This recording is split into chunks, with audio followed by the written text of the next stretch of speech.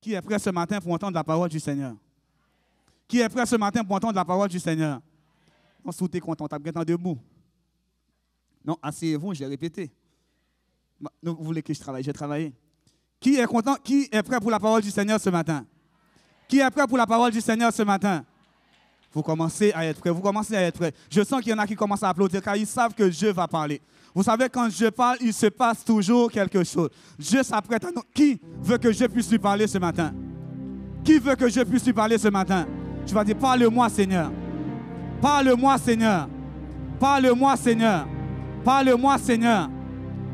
Non, pour le monde qui veut bon Dieu parler, pas après. La parole de Dieu nous dit, le royaume des cieux est passé. Ce sont les violents qui s'en emparent. Qui veut que je lui parle ce matin? Qui veut que je lui parle ce matin? Qui veut que je lui parle ce matin? Dis, parle-moi, Seigneur. Parle-moi, Seigneur. Parle-moi, Seigneur. Parle-moi, Seigneur. On va applaudir le Seigneur pendant que le pasteur Jimmy va s'avancer ce matin. Le pasteur Jimmy qui s'avance ce matin pour vous annoncer la parole du Seigneur. Est-ce qu'on peut dire, parle-moi, Seigneur. Parle-moi, Seigneur. Parle-moi, Seigneur.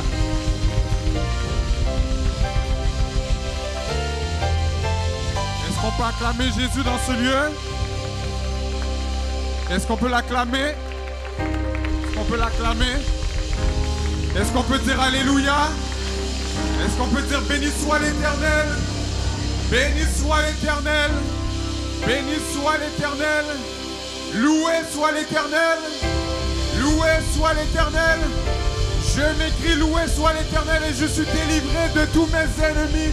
Plus tu cries loué soit l'Éternel, plus la maladie te lâche, plus les pertes te lâchent, plus tes ennemis te lâchent. Loué soit l'Éternel. Loué soit l'Éternel. Alléluia. Alléluia. Merci Jésus. Merci Jésus. Le sang de Jésus. Le sang de Jésus. Alléluia. Est-ce qu'on peut l'acclamer?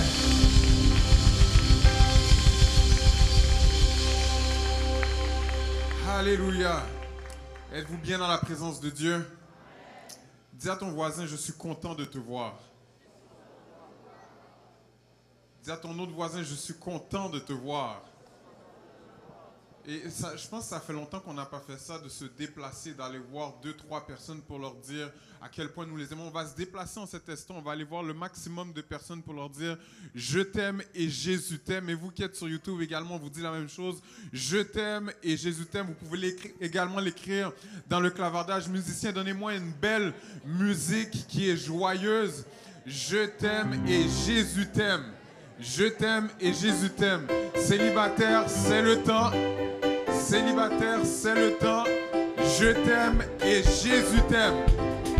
Sentez et voyez comment l'amour au complexe CEUM est immense. Célibataire, c'est le temps.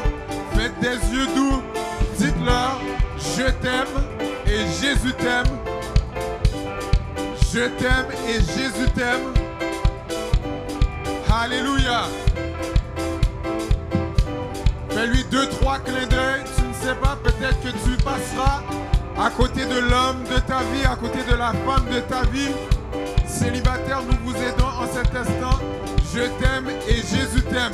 Assure-toi que la personne n'a pas une bague au doigt par contre, mais je t'aime et Jésus t'aime. Messieurs, je vous aime et Jésus vous aime. Alléluia.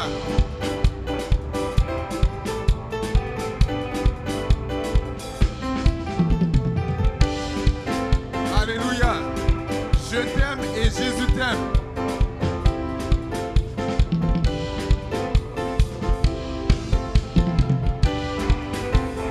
Pla, pla, pla, pla, pla, pla, pla, pla, pla. On applaudit le Seigneur. La joie du Seigneur est ta force ce matin. Je suis dans la joie quand on me dit allons à la maison de l'Éternel. Quand l'Esprit de Dieu habite en moi, je danse comme David. Est-ce qu'on peut danser dans sa présence? Plap, plap, plap, plap, plap, plap, plap, plap.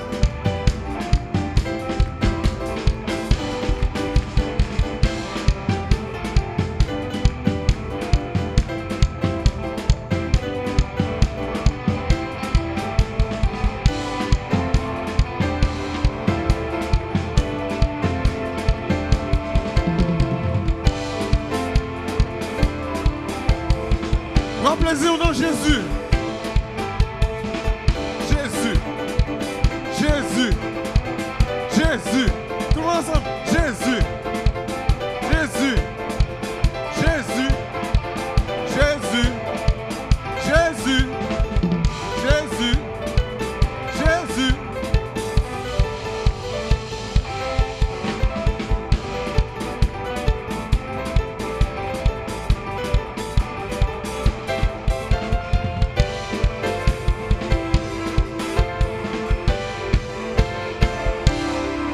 Est-ce qu'on peut l'acclamer?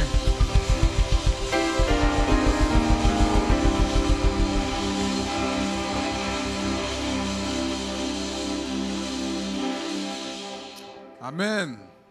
Êtes-vous bien dans la présence de Dieu? Célibataire, avez-vous pris quelques numéros?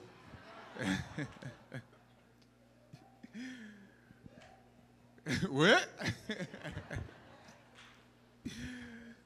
C'est important pour moi ce matin de commencer dans la joie parce que le message risque d'être un peu sévère, mais on va finir dans la joie. Amen. Êtes-vous prêts pour la parole de Dieu ce matin?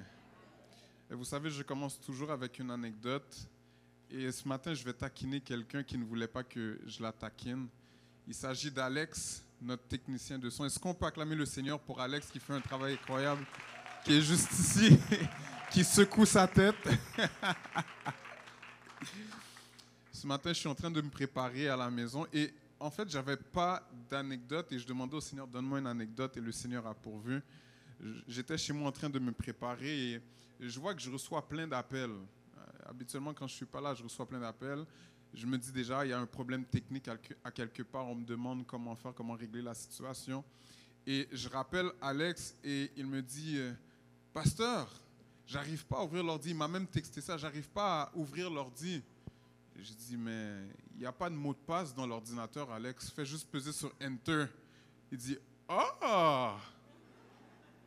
Et là, je dis, tu étais devant l'ordinateur pendant combien de temps? Il m'a dit, un bon 30 minutes. Donc, CUM TV, vous avez failli pas avoir de son ce matin. Mais Alex était devant un ordi qui était défaillant. Amen. Jusqu'au moment où il a trouvé la solution, l'ordinateur est devenu plaisant pour le bon plaisir de ceux qui sont sur Internet. Dis à ton voisin de défaillant à plaisant. Et c'est le titre de mon message ce matin. De défaillant à plaisant. Dis à ton voisin de défaillant à plaisant. Ah, tu t'es trompé de voisin. Dis à l'autre voisin de défaillant à plaisant. Et pour comprendre ce que le Seigneur a à nous dire ce matin, nous allons aller dans Jérémie chapitre 18, les versets 1 à 6, pour comprendre ce qu'il veut nous dire. Jérémie chapitre 18, les versets 1 à 6. Jérémie chapitre 18, les versets 1 à 6. Vous y êtes? Je lis pour vous. La parole qui fut adressée à Jérémie de la part de l'Éternel en ces mots. Lève-toi et descends dans la maison du potier. Là, je te ferai entendre mes paroles. Je descendis dans la maison du potier, et voici, il travaillait sur un tour. Le vase qu'il faisait ne réussit pas. Comme il arrive à l'argile dans la main du potier, il en refit un autre vase, tel qu'il trouva bon de le faire. Et la parole de l'Éternel me fut adressée en ces mots. Ne puis-je pas agir envers vous comme ce potier, maison d'Israël, dit l'Éternel? Voici, comme l'argile est dans la main du potier, ainsi vous êtes dans ma main, maison d'Israël. Voici, comme l'argile, quelqu'un dit l'argile, comme l'argile est dans la main du potier, ainsi vous êtes dans ma main, complexe CEUM. Quelqu'un dit de défaillant à plaisant. Vous pouvez vous asseoir. De défaillant à plaisant. Lorsque nous considérons l'activité de l'homme, il est possible d'analyser que les emplois, les vocations, les appels comportent tous leur lot de tâches agréables et moins agréables. Avec l'évolution de la société à travers ses idéologies, ses mœurs et ses valeurs, plusieurs professions ont vu leurs tâches s'alourdir. Plusieurs professions ont vu leurs tâches être de plus en plus difficiles, surtout pour les professions où les personnes en question sont en position d'autorité. Par exemple, être un policier il y a de cela 30, 40, 50 ans, ce n'est pas être un policier aujourd'hui. Les défis sociaux et les façons de voir les choses ont fort probablement ajouté de la complexité à leur travail. Évidemment, cela ajoute de la complexité si vous êtes un mauvais policier. Un autre exemple, c'est un exemple que je connais très bien, c'est celui des enseignants, qui peuvent certainement vous dire que cette profession a vu des changements majeurs au Québec à un point tel où la profession a malheureusement perdu de son prestige. Les inscriptions dans les universités pour devenir enseignant sont en baisse aux dernières nouvelles. Un enseignant sur 5 décide de ne plus enseigner à l'intérieur des 5 premières années de sa carrière parce que la tâche s'alourdit. Leurs élèves sont en difficulté et les ressources ne sont pas à leur disposition pour leur permettre de commencer à voir un changement dans les apprentissages de leurs élèves. Sans compter le manque de compréhension de certains parents rois qui donnent raison à leurs enfants, dans des cas extrêmes, je l'avoue, plutôt qu'à l'expertise enseignante. Être enseignant de nos jours, ce n'est pas une tâche facile. La liste des activités humaines qui contribuent à la société et qui voient leurs tâches se complexifier pourrait être longue. Mais d'un point de vue ecclésiastique, d'un point de vue religieux, d'un point de vue Église, il y a un appel qui nous est présenté dans le livre de Jérémie et qui nous montre qu'être prophète de Dieu n'est pas une mince tâche. Jérémie, c'est le prophète des nations qui avait été appelé par Dieu à un très jeune âge. Cet appel qu'il reçut divinement, selon plusieurs théologiens, s'était fait avant sa vingtaine. Jérémie chapitre 1, les versets 4 et 5 de déclarer « La parole de l'Éternel me fut adressée en ces mots. Avant que je t'eusse formé dans le ventre de ta mère, je te connaissais. Et avant que tu fusses sorti de son sein, je t'avais consacré, je t'avais établi prophète des nations. » Son nom signifie l'Éternel met, M-E-T, l'Éternel met, l'Éternel pose. Cela évoque donc le fait qu'il y a un fondement qui est posé, que le Seigneur travaille les bases. On doit donc le prendre, l'Éternel met, dans le sens de c'est l'Éternel qui établit, c'est l'Éternel qui nomme, c'est l'Éternel qui envoie. Et c'est d'ailleurs ce que fait Jérémie, le prophète Jérémie, tout au long de son ministère sous différents rois. Son ministère s'adresse principalement aux gens de Juda et par moments à d'autres nations. Ainsi, les 52 chapitres de son livre sont ces paroles qui ont été rapportées par Baruch, un scribe qui le suivait tout au long de son ministère pour recueillir les oracles divins et qui nous permettront de comprendre ce matin comment passer d'un état de défaillance à un état de plaisance. Jérémie, qui ne s'est jamais marié, a été reconnu pour avoir versé d'abondantes larmes. C'est donc de l'expression de ces sentiments que nous trouvons l'expression qui dit « cesse tes jérémiades ». Une expression qui est utilisée pour dire à la personne en question de cesser de pleurnicher pour rien. Mais le prophète Jérémie ne pleurait pas pour rien, il ne pleurnichait pas sans raison, il ne versait pas de larmes sans raison. C'est un homme qui avait un cœur pour le pays de Juda de la même manière que nous, Haïtiens, avons un cœur pour Haïti. De la même manière que nous voyons Haïti, plusieurs d'entre nous peuvent verser des larmes quelquefois. Et c'est le cas de Jérémie. Jérémie chapitre 9, le verset 1 de déclarer « Oh, si ma tête était remplie d'eau, si mes yeux étaient une source de larmes, je pleurerais jour et nuit les morts de la fille de mon peuple. » Jérémie chapitre 13, le verset 17 de déclarer « Si vous n'écoutez pas, je pleurerai en secret à cause de votre orgueil. Mes yeux fondront en larmes parce que le troupeau de l'Éternel sera emmenés captifs. Jérémie chapitre 14, le verset 17 de déclarer « Dis-leur cette parole, les larmes coulent de mes yeux nuit et jour et elles ne s'arrêtent pas, car la vierge fille de mon peuple a été frappée d'un grand coup d'une plaie très douloureuse. » Le prophète Jérémie pleure donc sur le sort de son peuple et de son entêtement à ne pas vouloir obéir à Dieu. Cela nous apprend donc que Jérémie est un prophète qui fait preuve d'une très grande maîtrise de ses émotions parce qu'il ne les cache pas au milieu de son ministère. Combien d'entre nous, lorsque nous sommes accablés par une situation, nous pleurons, mais nous décidons d'arrêter tout ministère? Il fait preuve d'une grande autorité sur ses émotions parce qu'il les exprime. Qui a dit qu'un homme ne pouvait pas pleurer? D'ailleurs, frères et sœurs, retenez ce principe. Toute émotion qui n'est pas exprimée devient imprimée. Résultat, il y a certaines maladies qui nous guettent parce que nous étouffons sous le poids de nos émotions. Lorsque c'est le temps de pleurer, pleure parce qu'il y a un temps pour être dans la joie et il y a un temps pour être dans la tristesse. Amen, quelqu'un. Le prophète Jérémie est également reconnu, frères et sœurs, pour avoir enduré une grande opposition de la part de ses concitoyens, une grande opposition parce qu'il annonce le jugement à venir.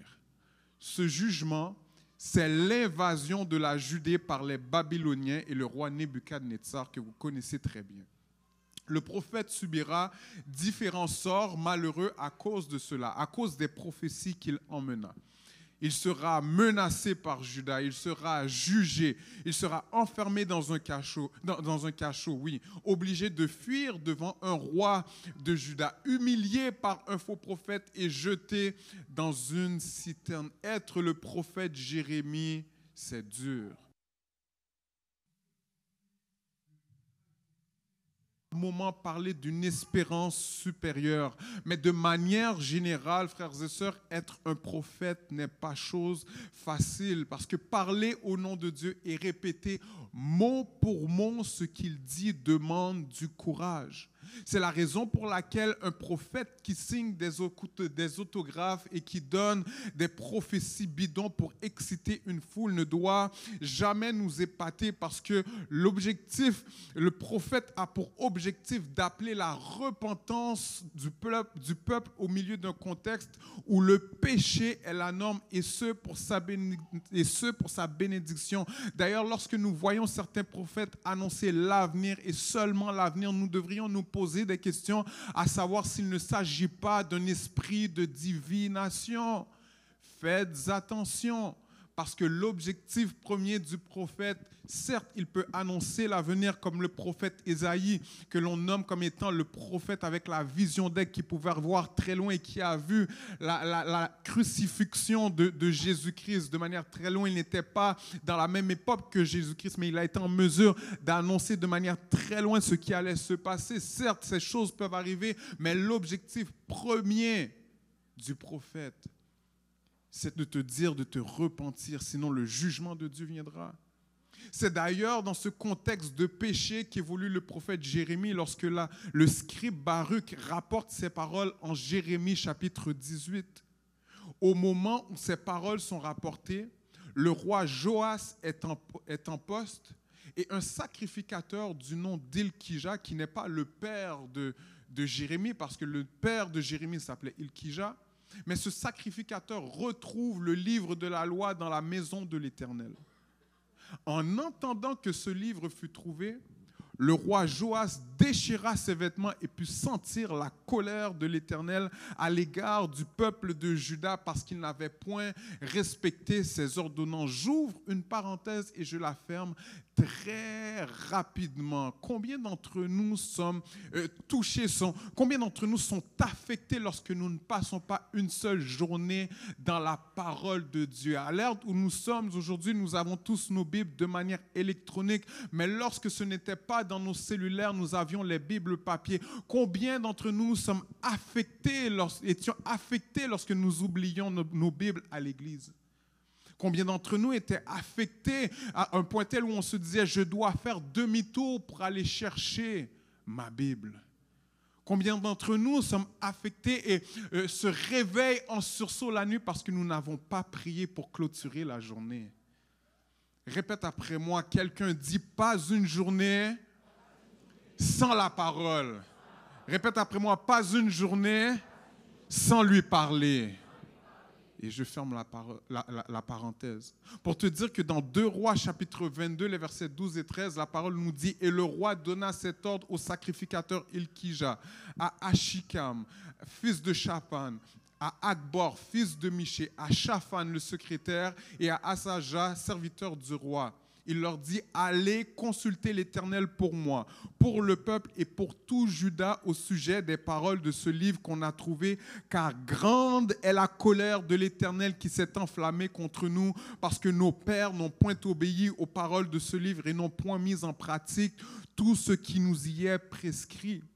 En continuant de lire les chapitres suivants et les versets suivants en 2 Rois, nous voyons que le roi Joas emmène Juda dans une réforme religieuse et morale. Nous constatons donc la destruction de l'idolâtrie par le roi Joas sous toutes ses formes et elles se définissent ainsi. Les sacrifices à Baal sont arrêtés. La prostitution dans le pays cesse. Les sacrifices d'enfants à Moloch sont arrêtés.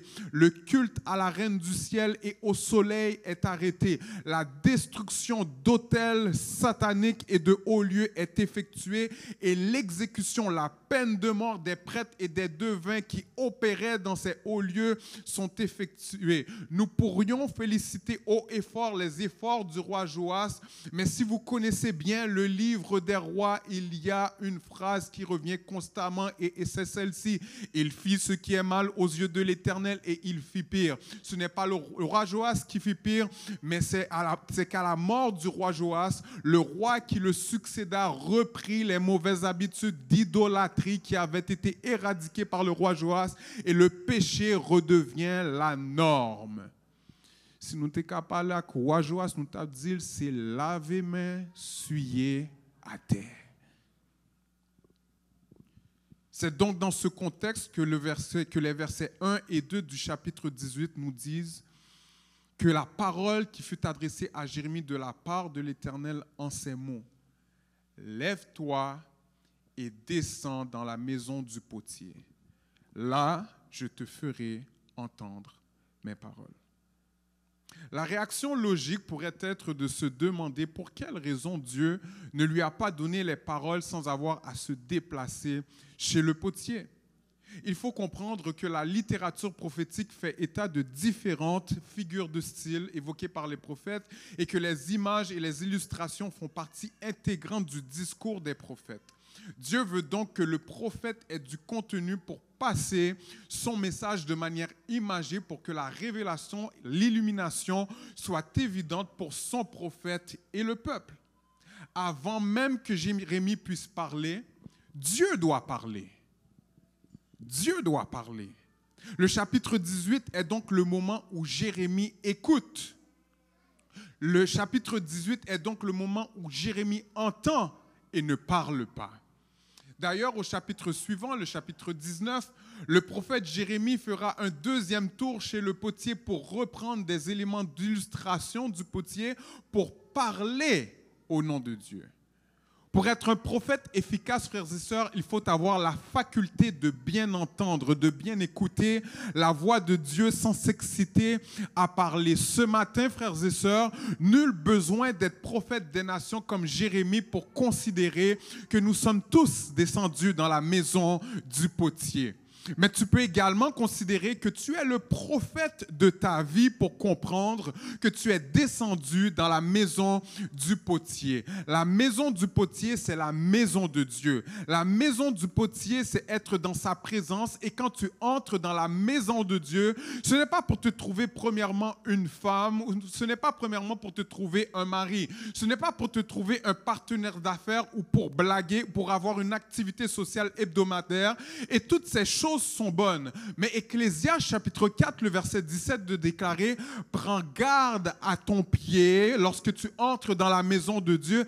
Approche-toi pour écouter. » Quelqu'un dit « écouter. » Approche-toi pour écouter plutôt que pour offrir le sacrifice des insensés, car ils ne savent pas qu'ils font le mal. De nos jours, nous ne faisons pas de sacrifice d'animaux pour assouvir la colère de Dieu, puisque Christ à la croix a été le sacrifice ultime. Mais la Bible nous considère comme étant des prêtres faisant partie du sacerdoce royal. Nous offrons donc des sacrifices à notre tour qu'ils appellent le fruit de nos lèvres. Donc lorsque nous venons louer dans la présence de Dieu, c'est un sacrifice que nous lui rendons. Mais la tragédie, frères et sœurs, c'est de le faire sans écouter la voix de Dieu. C'est de faire un exercice des lèvres sans écouter ce qu'il a à nous dire. Viens dans la présence dans le but d'écouter ce que Dieu a à dire. C'est parce qu'il y a un manque de sensibilité, un manque de révérence qu'il y a du bavardage dans l'Église. C'est parce qu'on ne prend pas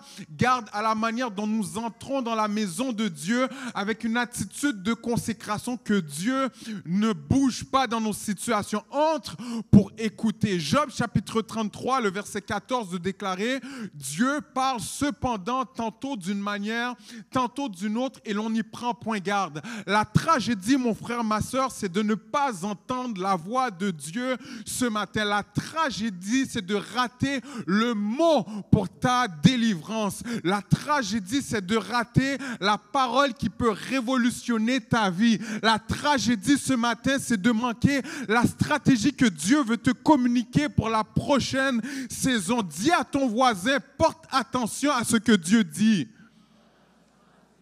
Dis à ton voisin, entre pour écouter. Oh, je me rappellerai toujours de l'église où j'ai grandi plus jeune.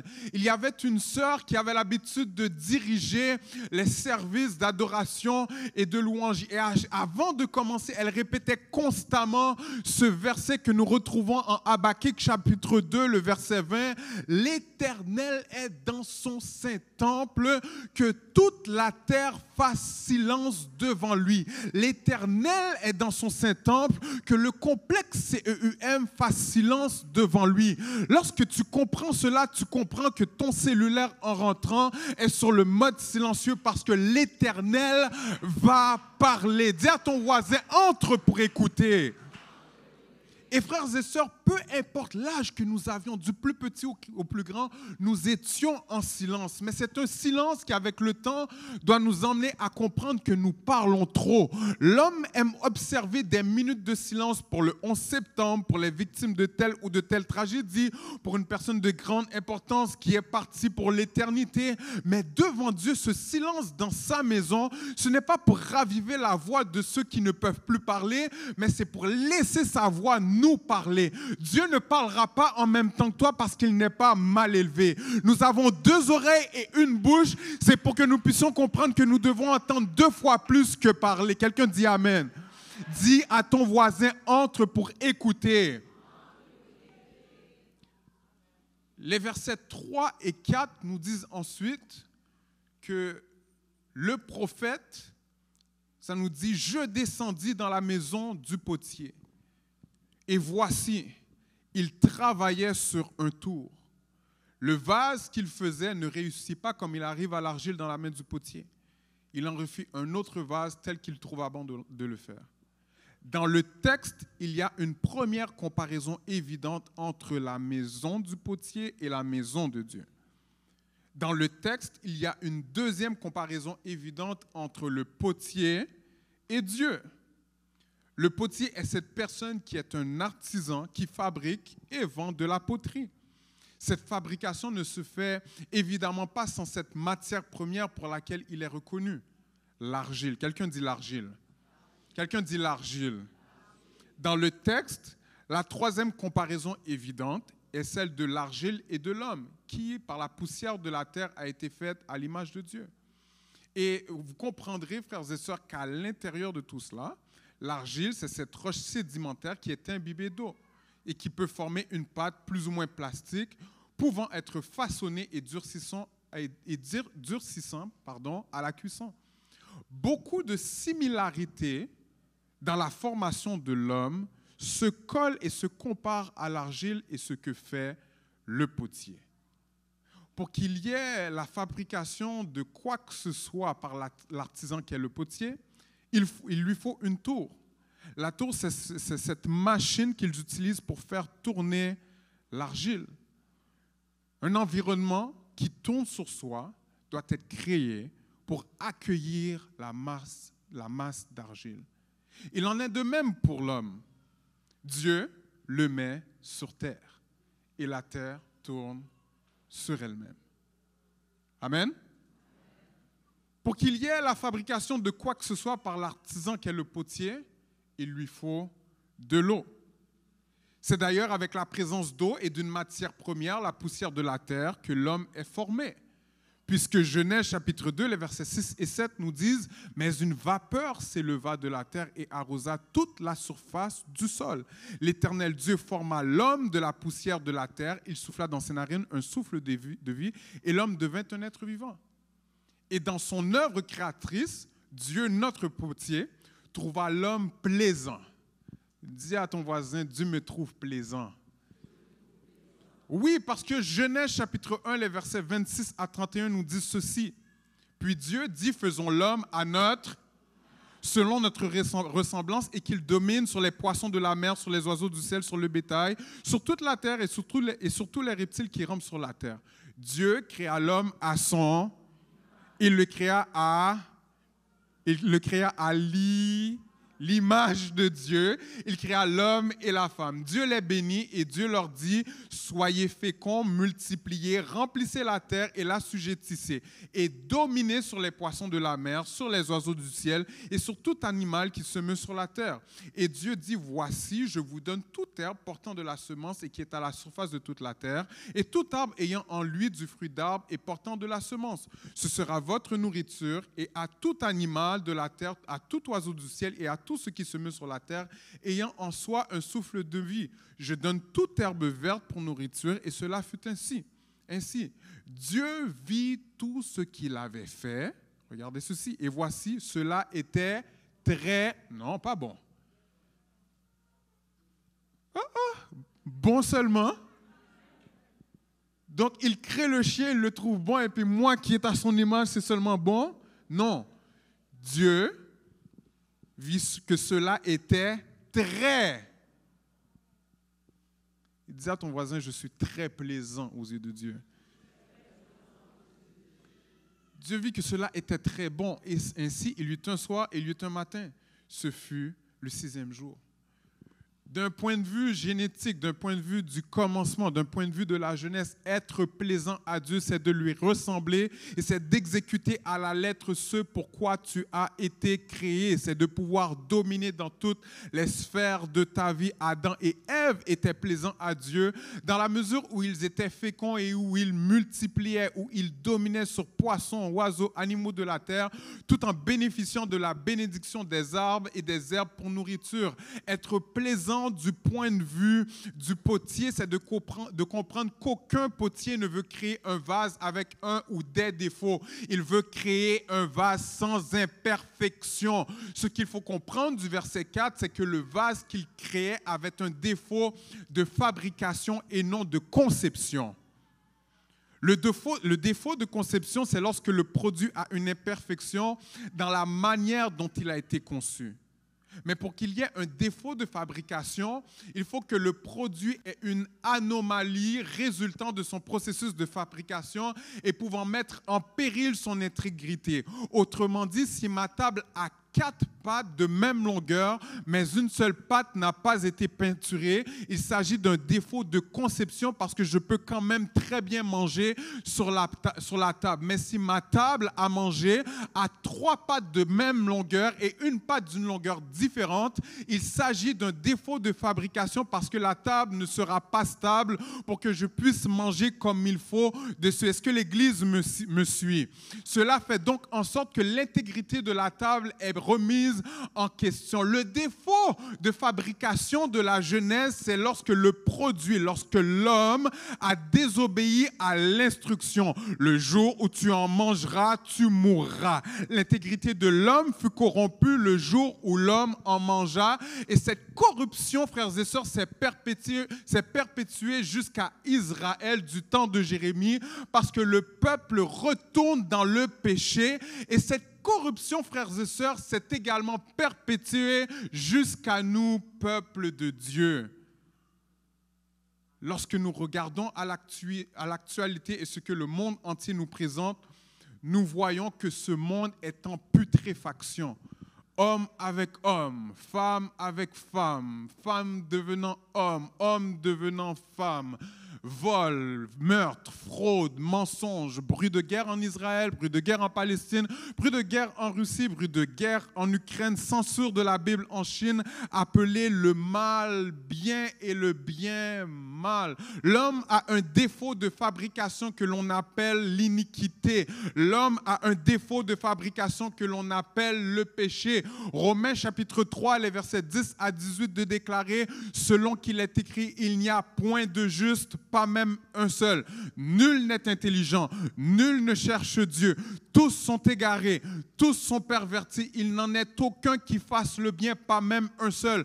Leur gosier est un sépulcre ouvert. Ils se servent de leur langue pour tromper. Ils ont sur leurs lèvres un venin d'aspic. Leur bouche est pleine de malédiction et d'amertume. Ils ont les pieds légers pour répandre le sang. La destruction et le malheur sont sur leur route. Ils ne connaissent pas le chemin de la paix. La crainte de Dieu n'est pas devant leurs yeux. Il y a un défaut de fabrication et non de conception. Parce que ce que Dieu fait est bon. S'il s'agissait d'un défaut de conception, nous pourrions nous inquiéter ce matin de ce que le ciel nous tombe sur la tête. Mais ce n'est pas le cas. S'il y avait un défaut de conception, frères et sœurs, eh bien nous pourrions avoir peur de croire que le soleil pourrait nous brûler tout vif. Mais ce n'est pas le cas. Parce que tout ce que Dieu fait est bon. Nous avons un défaut de fabrication, frères et sœurs, mais la bonne nouvelle, c'est que notre Créateur n'est pas comme certains créateurs qui sont irresponsables. Nous avons un Créateur qui est responsable et qui effectue un rappel avant qu'il y ait un accident ou une illustration ou une situation malheureuse qui arrive. Parlez-en aux compagnies de voitures électriques qui ont vu leur voiture prendre feu il y a de cela quelques mois à cause de leur batterie qui prenait feu. Parlez-en aux compagnies de jouets qui certaines fois vont rappeler certains jouets parce que le jouet peut être dangereux pour nos enfants. Parlez-en aux pharmacies qui vendent les pots de nourriture pour bébés qui font certains rappels parce qu'il y a un éclat de vide qui pourrait tomber dans la nourriture de nos enfants. Dieu effectue un rappel pour ceci, un rappel pour cela. Mais ce matin, je dis à quelqu'un, Dieu le potier lance un rappel à l'argile ce matin. Dieu, notre Créateur, lance un rappel à son Église ce matin. Quel est ce rappel? Mais n'était tout bail, bon Dieu matin, parce que l'ivlé travaille avec. Dieu veut te travailler. Dieu veut retravailler l'argile. Dieu voit nos défauts causés par le péché qui nous enveloppe si facilement, dit la Bible. Mais maintenant, vous devez comprendre que son objectif est de nous former selon sa volonté. Quelle est sa volonté, pasteur Jimmy?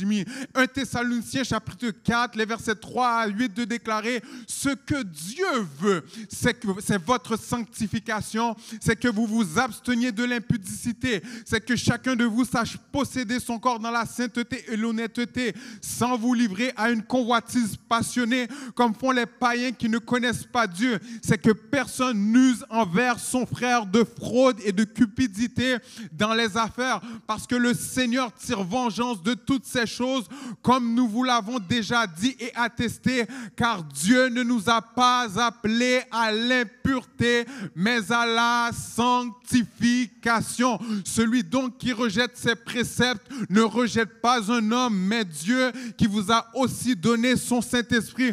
En d'autres mots, mettez péché dehors. Mettez péché dehors. Le vol, c'est dehors. Le mensonge, c'est dehors. La fraude, c'est dehors. L'adultère, c'est l'hypocrisie, c'est la convoitise, c'est le commérage, c'est la fornication, c'est les choses semblables, c'est quelqu'un dit sanctification. Ainsi, pour bien comprendre le rappel de Dieu qui nous permet de passer de défaillant à plaisant, nous devons comprendre les 3 principes de la relation argile-potier. Les 3 principes dans le texte de la relation argile-potier. Puis ensuite, je quitterai votre chemin avec la conclusion du message. Amen. Les versets 5 et 6 nous disent « Et la parole de l'Éternel me fut adressée en ces mots. Ne puis-je pas agir envers vous comme ce potier, maison d'Israël, dit l'Éternel? Voici comme l'argile est dans la main du potier. Ainsi, vous êtes dans ma main, maison d'Israël. Vous êtes dans ma main, complexe CUM. » L'illustration, si vous préférez, la comparaison du potier nous mène directement à une question, puis à une affirmation. La question, c'est « Ne puis-je pas agir envers vous comme ce potier, maison d'Israël ?»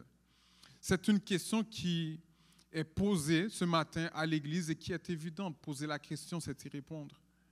Et n'oubliez pas que le prophète Jérémie a pour vocation d'annoncer au peuple de se repentir de son péché puis de prophétiser le jugement. Ces prophéties n'étaient pas appréciées par les concitoyens de Juda, mais elles faisaient partie du plan rédempteur de Dieu pour que son peuple se tourne vers lui parce que Dieu châtie celui qu'il aime comme un père châtie son enfant, l'enfant qu'il aime. Poser cette question, c'est donc leur faire comprendre qu'ils doivent accepter le pire, c'est-à-dire la captivité babylonienne dans le cas où ils ne se repentent pas. C'est ce que nous voyons dans les versets qui suivent après le texte que nous avons vu. Ainsi, le premier principe à comprendre de la relation entre l'argile et le potier, c'est de comprendre que l'argile n'a rien à dire au potier sur ce qu'il a prévu. Je répète pour quelqu'un. L'argile n'a rien à dire au potier sur ce qu'il a prévu. C'est le potier qui décide s'il fera une assiette. C'est le potier qui décide s'il fera un vase. C'est le potier qui décide s'il fera une tasse. Autrement dit, la question reformulée pour nous, c'est « Es-tu prêt à accepter le pire pour que Dieu puisse te former vers la perfection ?» Autrement dit, es-tu malléable entre les mains du Seigneur ou résistes-tu à son rappel? Ésaïe chapitre 45, les versets 9 à 12 de déclarer « Malheur à quiconque conteste, malheur à qui conteste avec son Créateur. Vase parmi des vases de terre, l'argile, dit-elle à celui qui la façonne, que fais-tu? Et ton œuvre, il n'a point de main. Malheur à qui dit à son père, pourquoi m'as-tu engendré, et à sa mère, pourquoi m'as-tu enfanté? Il n'y a pas d'erreur, tu es là pour une raison. Ainsi parle l'Éternel, le Saint d'Israël et son Créateur. Veut-on me questionner sur l'avenir, me donner des ordres sur mes enfants et sur l'œuvre de mes mains? C'est moi qui ai fait la terre et qui, sur elle, ai créé l'homme. C'est moi, ce sont mes mains qui ont déployé les cieux et c'est moi qui ai disposé toute leur armée. Romains chapitre 9, le verset 20 de déclarer « Ô homme, toi, plutôt qui es-tu pour contester avec Dieu? Le vase d'argile dira-t-il à celui qui l'a formé, pourquoi m'as-tu fait ainsi ?» Dans le cas d'Israël, ils semblaient résister à l'ordre de Dieu et à cette question parce qu'ils n'acceptaient pas de vivre des conséquences de leurs actions. C'est d'ailleurs évident parce qu'ils faisaient la vie dure au prophète Jérémie plutôt que de l'écouter et appliquer ce qu'il disait. De nos jours, se demander pourquoi nous vivons telle ou telle épreuve, c'est ne pas comprendre que Dieu fait une œuvre particulière avec nous. De nos jours, vivre une épreuve en tant que chrétien, c'est apprendre à être humble et soumis à sa mission parce que Dieu résiste aux orgueilleux et il fait grâce aux humbles. C'est donc laisser la grâce de Dieu faire son œuvre dans ma vie. Vaut mieux que je sois dans la main de Dieu que je sois dans la main de mes ennemis. Quand tu ne questionnes pas Dieu, mais que tu lui dis que ta volonté soit faite dans ma vie, sur la terre comme au ciel, tu es capable ensuite de dire comme l'apôtre Paul, je suis ce que je suis par la grâce de Dieu. Et c'est également comprendre la voix de l'apôtre Paul qui en Philippiens chapitre 1, le verset 6 déclare « Je suis persuadé que celui qui a commencé en vous cette bonne œuvre la rendra parfaite pour le jour de Jésus-Christ. » Complexe CEUM, Église de Dieu. L'Éternel nous demande ce matin s'il peut agir comme le potier sans questionner son plan divin. Ça peut faire mal, ça peut être compliqué, ça peut être ardu. Tu peux manquer certaines opportunités et voir certains amis se distancer de toi. Mais ce matin, j'entends la voix du psalmiste nous dire « Jésus, doux maître, règne sur moi. Soumets mon être, sois-en le roi. Je suis l'argile, toi le potier. Rends-moi docile, ton prisonnier. » Es-tu prêt à accepter sa volonté? Es-tu prêt à être son prisonnier? Es-tu prêt à être son esclave? Es-tu prêt à laisser ta liste de côté? Es-tu prêt à laisser ton agenda de côté? Tu avais dit, je veux un homme riche avec un six-pack qui fait 6 pieds 3, mais es-tu prêt à accepter que l'homme de ta destinée n'aura jamais un six-pack et qu'il ne sera pas l'homme riche que tu voulais? Es-tu prêt à laisser ton agenda de côté? Frères et sœurs, certaines fois nous disons, car je connais les projets que j'ai formés sur mon projet de paix et non de malheur, afin de m'assurer un futur et de l'espérance. Eh bien, c'est dans le cadre d'être dans la captivité. Ce n'est pas juste le Seigneur fait de bonnes choses pour moi, mais c'est d'apprendre à prospérer à l'intérieur du problème. Si c'était que de moi, si ce n'était que de moi aujourd'hui, avec mon agenda, je serais déjà papa 2 fois. Mais le Seigneur a dit non, ce n'est pas la saison. Tu perds les 2 enfants. Tu perds les 2 enfants. Et j'ai dû, avec ma femme, accepter son agenda pour sa gloire. Je prophétise que j'aurai des jumeaux au nom de Jésus.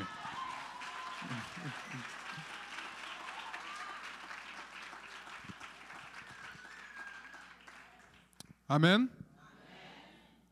À l'année prochaine.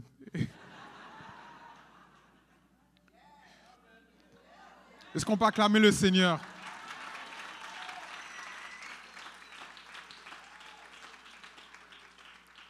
De défaillant à plaisant, parce que Dieu peut faire ce qu'il veut de toi. Et tout ce que Dieu fait est bon. Si le premier principe de la relation potier-argile est que l'argile ne questionne pas son maître, le deuxième principe est le suivant. Tu es choisi. Dis à ton voisin, je suis choisi. Et je me réjouis ce matin de ce que l'Éternel n'est pas dans une démocratie ou mais qu'il est dans une théocratie. Parce que si c'était des hommes, personne ne m'aurait choisi, mais il m'a choisi. Le texte ne nous dit pas que le potier s'est débarrassé de l'argile pour prendre un autre paquet d'argile.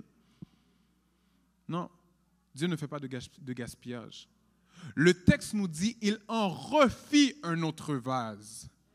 Il reprend donc la même masse d'argile. S'il ne s'en débarrasse pas malgré le défaut de fabrication, c'est parce qu'il sait qu'il peut faire quelque chose de bon avec ce qu'il a en sa possession. Il choisit donc de travailler avec cette masse d'argile imparfaite de la même manière que Dieu décide de choisir Israël malgré ses imperfections. Il choisit de choisir le complexe CUM malgré ses imperfections. Le choix de prendre Israël plutôt qu'une autre nation n'a rien à voir avec Israël. Ce n'est pas parce qu'Israël a fait quelque chose de particulier que Dieu les a choisis. D'ailleurs, Abraham, le père d'une multitude de nations, en Josué chapitre 24, le verset 2, nous apprenons qu'il a été choisi alors qu'il servait d'autres dieux. Dieu a choisi un idolâtre. Dieu a choisi un défaillant, une défaillante. Dieu m'a choisi. Dis à ton voisin, Dieu m'a choisi. D'ailleurs, frères et sœurs, si Dieu l'a choisi, ce n'était que par grâce. Si Dieu t'a choisi, ce n'est que par grâce et que par grâce seule. Et c'était pour son bon plaisir, juste parce que Dieu en avait envie. Dans les Saintes Écritures, lorsqu'on parle du fait que Dieu choisit, on vient à comprendre que Dieu choisit après une étude attentive des différentes possibilités. Dieu choisit donc après une analyse attentive et dit « Ah, je vois un tel, je peux faire quelque chose de solide avec cette cette personne. Oh, je vois un tel, je peux faire quelque chose d'incroyable, quelque chose qui va confondre les sages et les intelligents. Autrement dit, si tu es dans les mains de Dieu, c'est parce qu'il voulait vraiment de toi malgré ta défaillance. Dis à ton voisin, il m'a choisi. Mais cette défaillance qui doit non seulement être gérée d'une part de ton côté, en éradiquant le péché dans ta vie, doit également être le point de départ du travail pour Dieu. Noé s'est enivré. Abraham, le père de la foi, a douté. Jacob a menti. Sarah a ri de Dieu. Moïse était meurtrier et perdit patience. Élie était en dépression. Rahab était une prostituée. Samson était charnel. Jean-Baptiste a douté de l'identité du Christ.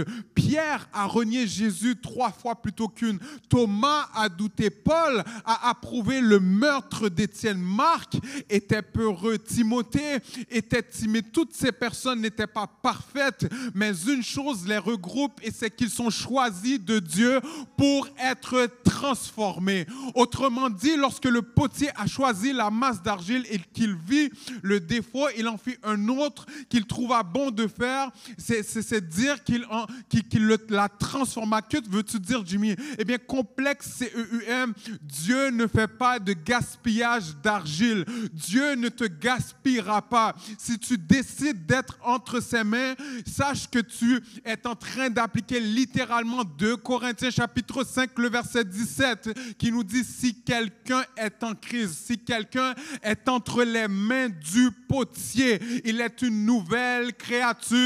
Les choses anciennes sont passées. Voici, toutes choses sont devenues nouvelles. Chrétiens, ne vous pressez pas à vouloir changer ceux qui entreront par les portes du sanctuaire. C'est Dieu qui transforme. Que je vienne voir un pharisien se tenir à la porte du sanctuaire, dit, toi tu peux entrer, toi tu ne peux pas entrer. Rapidement, nous demanderons à la sécurité de retirer cette personne de devant la porte, parce que c'est Dieu qui transforme. Laissez le Saint-Esprit faire son œuvre en vous et en eux. Ils auront des boucles d'oreilles, frères et sœurs. Le Seigneur ne nous a pas donné cette vastitude de sanctuaire pour rester ici et ne pas évangéliser. Si nous évangélisons, nous devons nous attendre à recevoir des gens qui auront des boucles d'oreilles un peu partout sur leur corps, des tatous un peu partout sur leur corps, des accoutrements légers par moments. Ils auront des cheveux de toutes les couleurs de l'arc-en-ciel,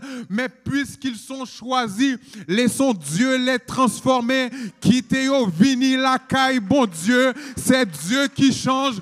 Soyez donc comme les mains de Dieu qui accueillent l'argile avec défaut qu'il prend, parce que nous avons tous été pris dans ses mains avec le même défaut de fabrication qui est le péché. Parce que ce qui rend, frères et sœurs, la masse d'argile plaisante malgré son défaut de fabrication aux yeux du potier se définit par un mot: processus. Processus. C'est le processus de transformation qui est plaisant avec Dieu. Hier, je disais à Jude, Dieu aime ce qu'on appelle les sous-estimés. Dieu aime travailler avec ceux qui n'ont pas le pédigré, qui n'ont pas les qualificatifs, le CV. Mais pour accomplir sa gloire, il a besoin d'une personne qui n'a pas nécessairement le talent, mais à qui il donne un appel qu'il qualifie. Amen. Quelqu'un dit processus. Processus. Quelqu'un dit processus. Quelqu'un dit processus de transformation. Oh oui, que le faible dit je suis fort, que le pauvre dit je suis riche, car le Seigneur a tout accompli. Quelqu'un dit processus. De défaillant à plaisant, parce qu'il peut créer une œuvre de transformation incroyable. Si le premier principe de la relation potier-argile est que l'argile ne questionne pas son maître, et que le deuxième principe est que nous sommes choisis pour être transformés, le troisième principe de la relation potier-argile est le suivant: j'ai de la valeur. Dis à ton voisin, j'ai de la valeur. Au tout début du message, je vous avais mentionné que le potier est un artisan qui fabrique et vend de la poterie. C'est donc habituellement un entrepreneur qui associe une valeur à ce qu'il fabrique pour en créer un bénéfice pour ses poches. Il est donc évident que cette valeur devient plaisante pour le potier. Il en est de même avec Dieu. Il le fait non pour un gain pécuniaire, il ne le fait pas pour l'argent, mais tout simplement parce qu'être dans ses mains définit notre valeur. Nous sommes défaillants, mais puisque nous sommes dans les mains de Dieu, la défaillance ne peut pas nous définir. Elle disparaîtra au profit du fait que tu es dans les mains de Dieu. C'est la raison pour laquelle nous devons faire attention aux façons dont nous évaluons, dont nous jugeons les individus qui sont en processus avec Dieu. Depuis qu'ils sont dans les mains de Dieu, leur valeur vient d'augmenter de façon exponentielle. Si je tiens un ballon de basket dans mes mains, le ballon ne vaut absolument rien. Mais si tu donnes ce ballon à LeBron James ou Michael Jordan, le ballon vient de prendre de la valeur. Si j'ai une guitare entre mes mains, la guitare ne vaut absolument rien. D'ailleurs, je risque de casser vos oreilles. Mais si tu mets la guitare entre les mains de Jimi Hendrix ou de Carlos Santana, la guitare vient de prendre de la valeur. Une bouteille au Dollarama coûte $1. Bon, avec l'inflation maintenant, $1,50 bon, pour de l'eau. $1,50. Mais au Centre Bell,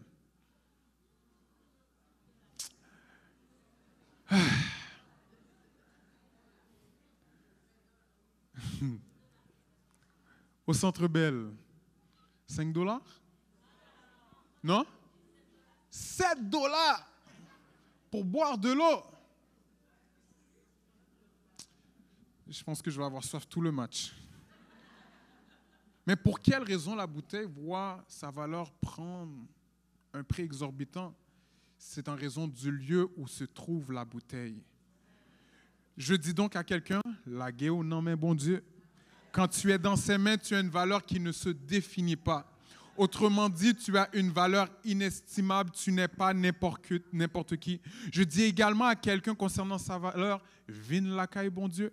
Parce que dans ce lieu, ta valeur est fixée à un prix exorbitant. Plusieurs fois, tu vas te dire, mais tous les hommes que je rencontre, toutes les femmes que je rencontre, c'est de la racaille. C'est parce que tu les rencontres dans le mauvais lieu. Par conséquent, tu es dans le mauvais lieu. C'était très intentionnel lorsque j'étais dit d'aller voir une personne et dis-lui, Jésus t'aime et je t'aime. Tu es dans le bon lieu pour rencontrer une personne de valeur. 1 Corinthiens chapitre 6, le verset 20 de déclarer « Car vous avez été rachetés à un grand prix.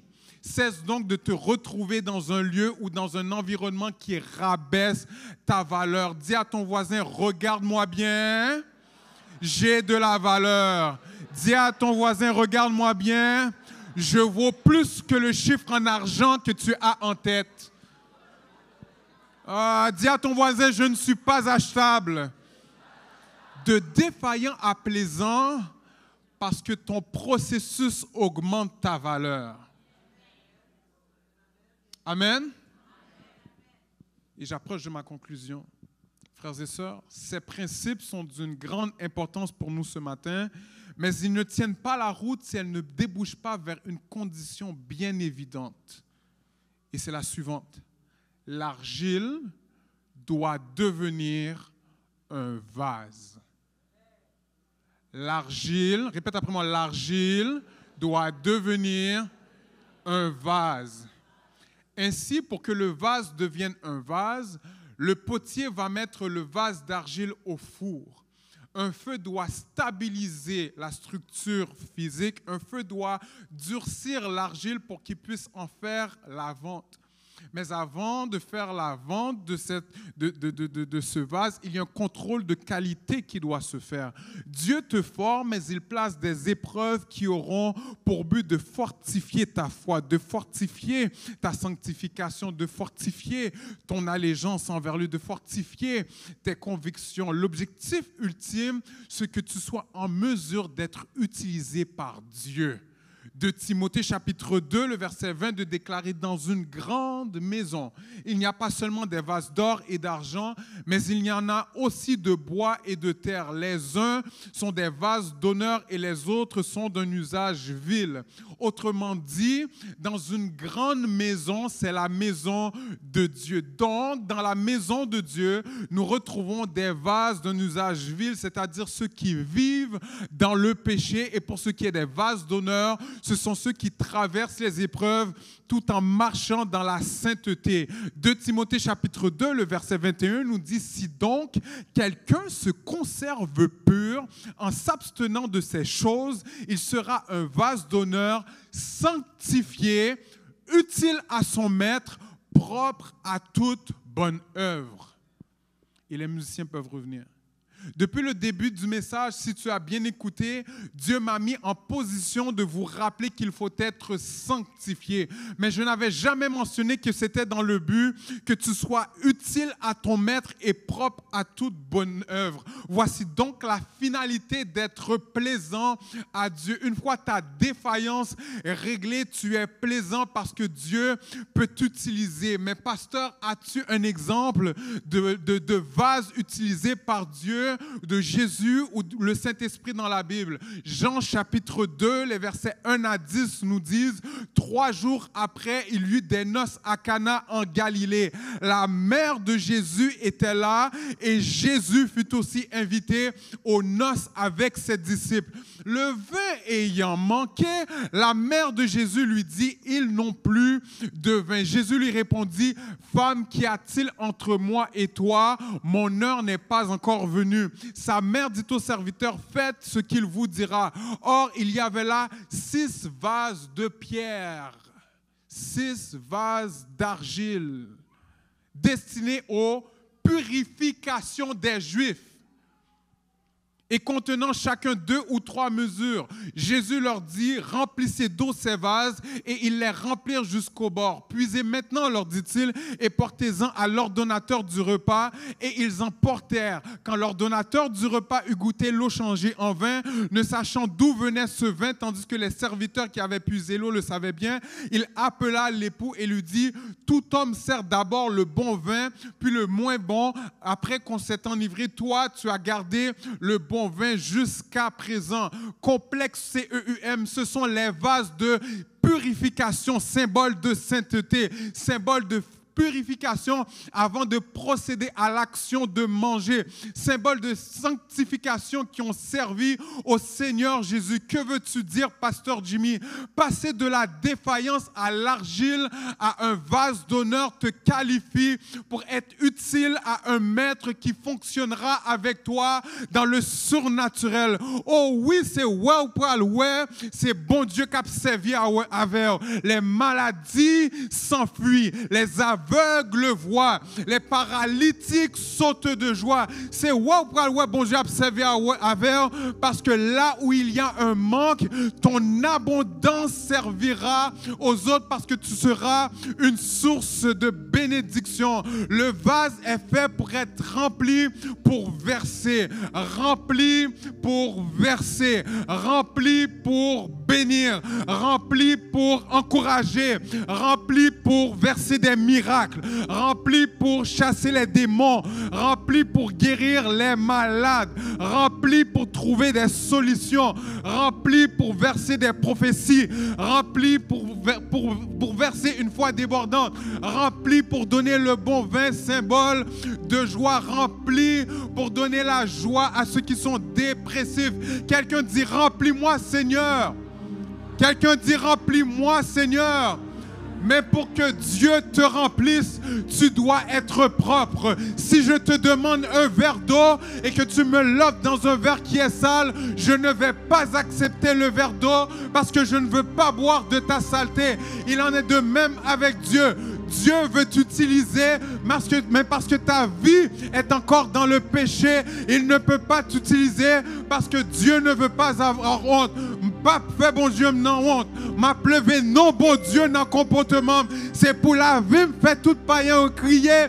Gain bon Dieu, c'est pour lumière dans moyen briller. C'est pour lumière dans moyen briller. Priez complexe CUM. Dieu t'appelle à marcher dans la sanctification. Dieu t'appelle à vivre une vie qui est rangée. Et c'est bon Dieu pour le bénir. Parce que je souhaite que tu prospères à tous égards comme prospère l'état de ton âme. Dieu veut t'utiliser pour des miracles. Dieu veut t'utiliser afin que tes bonnes œuvres puissent contribuer au succès de l'évangile. Jésus revient bientôt. Il cherche une personne qui est propre, disposée et prête à être utilisée. Est-ce que je parle de toi? Est-ce que je parle de toi ce matin? Est-ce que je parle de toi ce matin? Est-ce que je parle de toi ce matin? Dieu cherche une personne. Dieu cherche une personne. Me voici. Envoie-moi, Seigneur. Mais je serai à partir d'aujourd'hui saint, irrépréhensible et sans tache jusqu'à l'avènement du Seigneur Jésus. Jésus, doux maître, règne sur moi. Soumets mon être, sois-en le roi. Je suis l'argile, toi le potier.